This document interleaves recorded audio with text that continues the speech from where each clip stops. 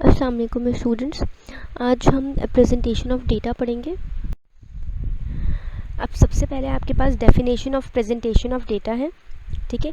Method by which the people organise summarize and communicate information using a variety of tools such as tables, graphs and diagrams, ठीक है। वो method जिसमें आप जो है अपने डेटा को ऑर्गेनाइज़ करेंगे, समराइज़ करेंगे और उसको कम्युनिकेट करेंगे, मतलब इंफॉर्मेशन को कम्युनिकेट करेंगे कुछ वैरायटी ऑफ टूल्स के थ्रू, जैसे कि टेबल्स के थ्रू, ठीक है, ग्राफ्स के थ्रू और डायग्राम्स के थ्रू, ठीक है। सेकंड, फर्स्ट स्टेप क्या था आपके पास डेटा का? स्टैटिस्टिक्स में जब आप डेटा पे इम्प्लीमेंटेशन करते हैं तो सबसे पहला स्टेप क्या होता है कि आप डेटा को कलेक्ट करते हैं। तो लास्ट क्लास में हमने कलेक्शन को डिस्कस किया था। अब हम क्या करेंगे कि उस डेटा को किस तरह से प्रेजेंट करेंगे, जिसमें ऑर्गेनाइजेशन और समराइजेशन आ जाती है। तो अब हम इस पर काम करेंगे, ठीक है। तो इसमें कौन से टूल्स इस्तेमाल होंगे? वो होंगे टेबल्स, ठीक है। टेबल्स के थ्रू आप डेटा को प्रेजेंट करेंगे, ग्राफ के थ्रू डेटा को प्रेजेंट करेंगे और डायग्राम्स के थ्रू, ठीक है। अब ये आपके पास एक टेबल बना हुआ है, ठीक है, उसमें कुछ डेटा दिया हुआ है। किसका डेटा है? स्टूडेंट का डेटा है, स्टडी टाइम वर्सेस ग्रेड के अकॉर्डिंग, ठीक है, कि किस स्टूडेंट ने कि स्टूडेंट का क्या स्टडी टाइम है और उसके ग्रेड्स क्या हैं, ठीक है। तो जैसे फर्स्ट स्टूडेंट है आपके पास बॉब, ठीक है, उनका स्टडी टाइम क्या है? 2 आवर है, ठीक है, और उसका ग्रेड क्या है? 84 है, ठीक है। इस तरह से आपके पास डिफरेंट स्टूडेंट के जो है डेटा मौजूद है, उनकी कॉरेस्पॉन्डिंग उसका ग्रेड है, ठीक है। तो ये क्या हो गया? ये टेबल्स की फॉर्म हो गई, ठीक है। ये आपने टेबल की फॉर्म में डेटा को रिप्रेजेंट किया है कि कितना स्टूडेंट जो है वो कितने टाइम पढ़ते हैं और उनके ग्रेड पर उसका क्या असर हुआ है, ठीक है। अब नेक्स्ट क्या है आपके पास? ग्राफ्स, मतलब आपने इसी डेटा को सिमिलरली इसी डेटा को आपने ग्राफ के थ्रू जो है वो रिप्रेजेंट कर लिया, ठीक है। ग्राफ क्या दिया हुआ है आपके पास? एयर का डेटा है, उसके कॉरेस्पॉन्डिंग जो है इंटरेक्टिविटी दी हुई है, ठीक है। एयर के कॉरेस्पॉन्डिंग आपके पास इंटरेक्टिविटी दी हुई है। जो डेटा है आपने एक डेटा था जिसको आपने टेबल की फॉर्म में बना के प्रेजेंट किया, एक डेटा को आपने ग्राफ के फॉर्म में बनाकर प्रेजेंट किया, ठीक है। बेसिकली आपने काम जो किया है वो डेटा की बेस पर ही किया, ठीक है, प्रेजेंट किया है डेटा को, ठीक है। क्या है types of presentation of data? अब आपके पास डेटा के जो टाइप्स हैं वो क्या होते हैं? 2 तरह के डेटा के टाइप होते हैं। एक होता है फ्रीक्वेंसी डिस्ट्रीब्यूशन और एक होता है ग्राफिकल रिप्रेजेंटेशन ऑफ डेटा, ठीक है। 2 तरह से आप डेटा को प्रेजेंट करते हैं, एक फ्रीक्वेंसी डिस्ट्रीब्यूशन के थ्रू और एक ग्राफिकल रिप्रेजेंटेशन ऑफ डेटा के थ्रू, ठीक है। अब फ्रीक्वेंसी डिस्ट्रीब्यूशन में फर्दर 3 टाइप्स आ जाती हैं जिसमें आप डेटा को रिप्रेजेंट करते हैं। एक है डेटा अरे, एक है simple frequency distribution and then third one is group frequency distribution, ठीक है। फ्रीक्वेंसी डिस्ट्रीब्यूशन में आप इन 3 तरह से डेटा को रिप्रेजेंट करते हैं, डेटा अरे, सिंपल फ्रीक्वेंसी डिस्ट्रीब्यूशन और ग्रुप फ्रीक्वेंसी डिस्ट्रीब्यूशन, ठीक है। और ग्राफिकल रिप्रेजेंटेशन ऑफ डेटा में फॉर क्वांटिटेटिव डेटा और फॉर क्वालिटेटिव डेटा दोनों के लिए ग्राफिकल रिप्रेजेंटेशन जो है वो अलग हो जाती है। अगर आपके पास क्वांटिटेटिव डेटा है तो आपके पास जो ग्राफ्स बनेंगे वो histogram, frequency polygon, frequency curve, line chart और गाइफ कर्व और स्कैटर डायग्राम्स, इसके थ्रू आप अपने क्वांटिटेटिव डेटा को रिप्रेजेंट करेंगे।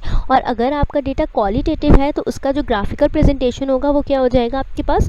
बार डायग्राम, पिक्टो डायग्राम, मल्टीपल बार डायग्राम, पाई चार्ट, ठीक है। ये ग्राफ्स के सिर्फ अभी नाम है, जब हम इनको पढ़ेंगे तो आपको समझ आ जाएगा कि ये कौन सा ग्राफ है, किसको आप किसकी क्या प्रॉपर्टी है जिसकी वजह से आप उसको इस नाम से पुकारते हैं, ठीक है। Now uses of presentation of data, easy and better understanding of the subject, ठीक है। डेटा को जब आप ग्राफ के थ्रू या टेबल के थ्रू प्रेजेंट करते हैं तो उससे ये होता है कि आपको डेटा की अंडरस्टैंडिंग जो है वो आप बहुत अच्छी तरह से समझ लेते हैं। जो भी डेटा की बारे में आपको बताया जा रहा होता है, अगर आप उसको ग्राफ या जो है टेबल की फॉर्म में रिप्रेजेंट करते हैं, लाइक फ्रीक्वेंसी डिस्ट्रीब्यूशन की फॉर्म में रिप्रेजेंट करें, तो आपको ईजिली अंडरस्टैंड हो जाता है आपको, ठीक है।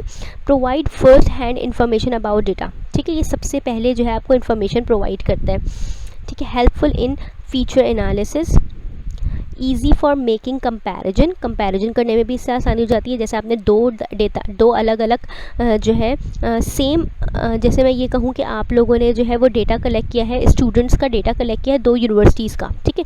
2 यूनिवर्सिटीज़ में जो है कितने स्टूडेंट्स का जो है वो एडमिशन हुआ है वो आपने कलेक्ट किया।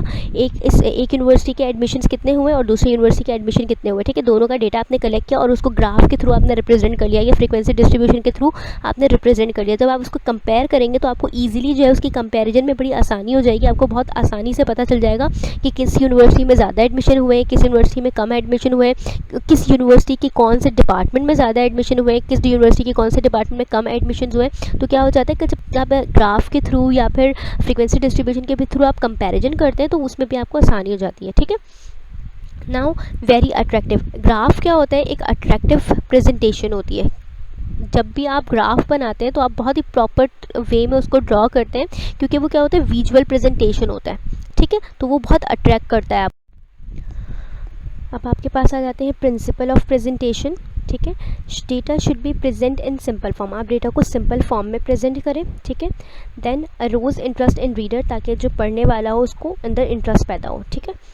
And should be concise but about losing important detail, आप उसको बहुत ही कंसिस्टेंट रखें, मतलब बहुत चीज़ें बहुत ज़्यादा उसमें वेरिएशन ना डालें, लेकिन जो इंपॉर्टेंट चीज़ें हैं वो उसके अंदर ईजिली समझ आ जानी चाहिए, ठीक है। तो इंपॉर्टेंट चीज़ें जो भी है वो आपको उसके अंदर प्रेजेंट करना होगा, ठीक है। Then facilitate further statistical analysis, define problem and should suggest it solution, ठीक है। आप प्रॉब्लम को भी डिफाइन करें और उसका सोल्यूशन भी, आप जो प्रेजेंट कर रहे हैं ग्राफ को या ग्राफ के थ्रू या फ्रीक्वेंसी डिस्ट्रीब्यूशन के लिए, तो उसमें कोई प्रॉब्लम है तो वो भी आप डिफाइन करें, और अगर आप उसमें कोई सोल्यूशन सजेशन देना चाहते हैं तो वो भी आप ईजी। अब है आपके पास फ्रीक्वेंसी डिस्ट्रीब्यूशन। फ्रीक्वेंसी डिस्ट्रीब्यूशन मैंने क्या कहा, प्रेजेंटेशन ऑफ डेटा आप दो तरह से प्रेजेंट करते हैं, एक फ्रीक्वेंसी डिस्ट्रीब्यूशन के थ्रू और एक ग्राफिकल रिप्रेजेंटेशन के थ्रू। तो सबसे पहले फ्रीक्वेंसी डिस्ट्रीब्यूशन, ठीक है।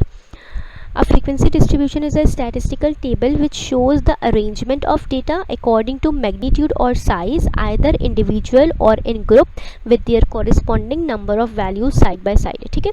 frequency distribution में क्या करते हैं, आप डेटा को अरेंज करते हैं according to their magnitude और size, ठीक है। साइज और मैग्नीट्यूड के थ्रू जो है आप अपने डेटा को अरेंज करते हैं, और उसको अरेंज करते हैं आप इंडिविजुअली भी और ग्रुप्स के फॉर्म में भी, ठीक है। डेटा को आप इंडिविजुअली भी अरेंज कर सकते हैं और ग्रुप के फॉर्म में भी अरेंज कर सकते हैं। the frequency data represent in the form of group are called group data। अगर आप अपने डेटा को ग्रुप फॉर्म में जो है वो प्रेजेंट कर रहे हैं तो वो हो जाएगा ग्रुप डेटा। फॉर एग्जांपल, अगर आपके पास ये डेटा हो क्लास, इंटरवल और फ्रीक्वेंसी, ठीक है, ये क्या है, ये इस डेटा को आपने ग्रुप फॉर्म में रिप्रेजेंट किया हुआ है, ठीक है। जैसे कि लीनियर डेटा था आपके पास, स्कैटर्ड डेटा था आपके पास, उसको आपने ग्रुप फॉर्म में रिप्रेजेंट किया। तो ग्रुप फॉर्म क्या होगी, इस तरह की फॉर्म होगी कि आपने उसको इंटरवल्स में बनाया और उसके कॉरेस्पॉन्डिंग फ्रीक्वेंसीज लिखी। अगर मैं एग्जाम्पल दूँ कि यहाँ पर जो डेटा है वो है आपके पास एजेस ऑफ द स्टूडेंट का डेटा दिया हुआ है, ठीक है। एज ऑफ द स्टूडेंट का डेटा दिया हुआ है कि आपकी क्लास में जो एज ऑफ द स्टूडेंट है, मतलब 20 से लेकर 25 तक की एज के जो स्टूडेंट हैं वो है 7, उनकी फ्रीक्वेंसी कितनी है, 7 है।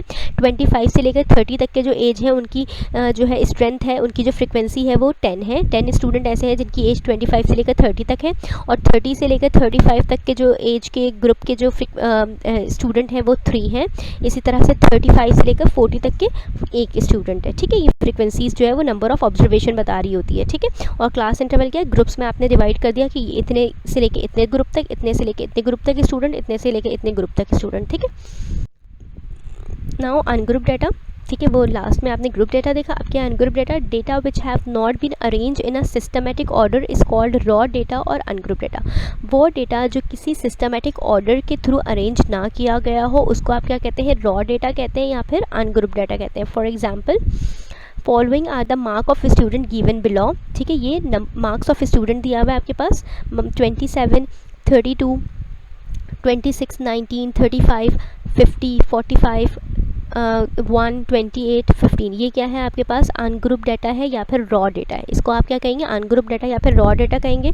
और जो लास्ट स्लाइड थी जिसमें डेटा ग्रुप फॉर्म में, मतलब इंटरवल्स की फॉर्म में दिया हुआ था और उसके कॉरेस्पॉन्डिंग जो है वो फ्रीक्वेंसीज लिखी हुई थी, तो उसको आप क्या कहते हैं, उसको आप ग्रुप डाटा कहते हैं, ठीक है। क्लियर हो गई बात।